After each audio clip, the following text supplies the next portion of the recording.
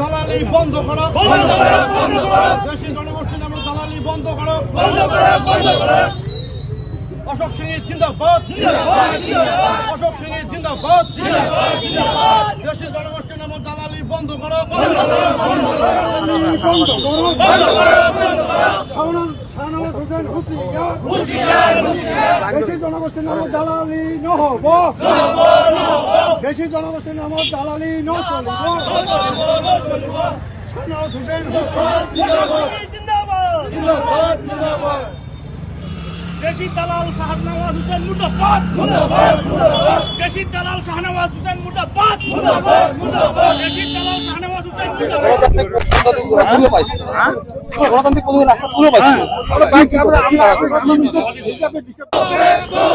অশোক সিংহ go back, সুদল ভূমি go back, এই সংগ্রাম চলিছে, এই জুই চলিব, এই সংগ্রাম চলিছে, অশোক কুমার সিংহ মুর্দাবাদ, সুদল ভূমি মুর্দাবাদ।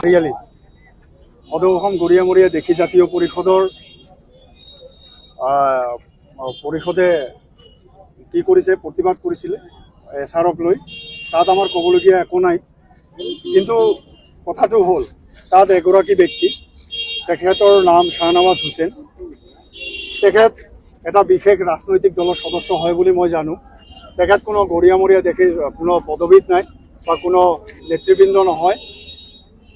তেখেত আমাৰ নেতা অশোক কুমাৰ সিংহ ডাঙৰীয়াৰ বিৰুদ্ধে যি অসাংবিধানিক ভাষ্য প্ৰদান কৰিলে বা যি আক্ৰোশমূলক ভাষ্য প্ৰদান কৰিলে, তাৰ প্ৰাক্তন বিধায়ক, তেখেত এজন জ্যেষ্ঠ ব্যক্তি, তেখেত বিলাসীপাৰা পূব সমষ্টিৰ প্ৰাক্তন বিধায়ক হয়।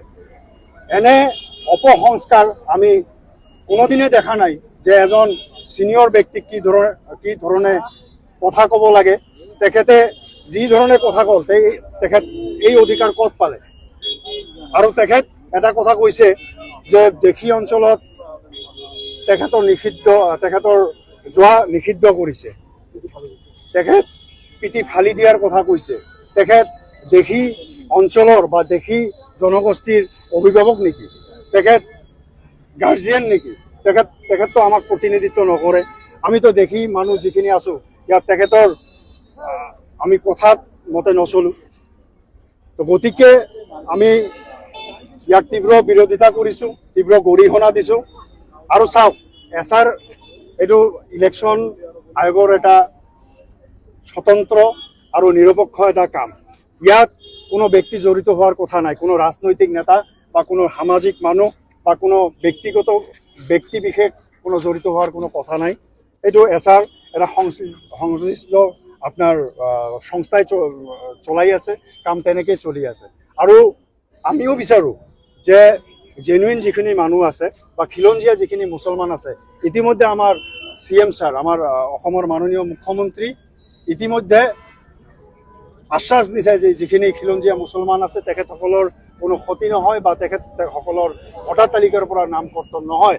গতিকে তেখেতৰ কথাত আমি আস্থা লৈ আমি আগবাঢ়ি আছোঁ। তেখেতৰ কথাত আমাৰ ভৰসা আছে, তেখেতক আমি আস্থাত লৈছোঁ। আজি ক'ত কি কৰিলে? আমি আজি বিলাসীপাৰা গান্ধী চকত আমি এই যি বিৰূপ মন্তব্য কৰিলে শাহনৱাজ হোসেনৰ, তেখেতৰ এই বিৰূপ মন্তব্যৰ বিৰুদ্ধে প্ৰতিবাদ সাব্যস্ত কৰিলে।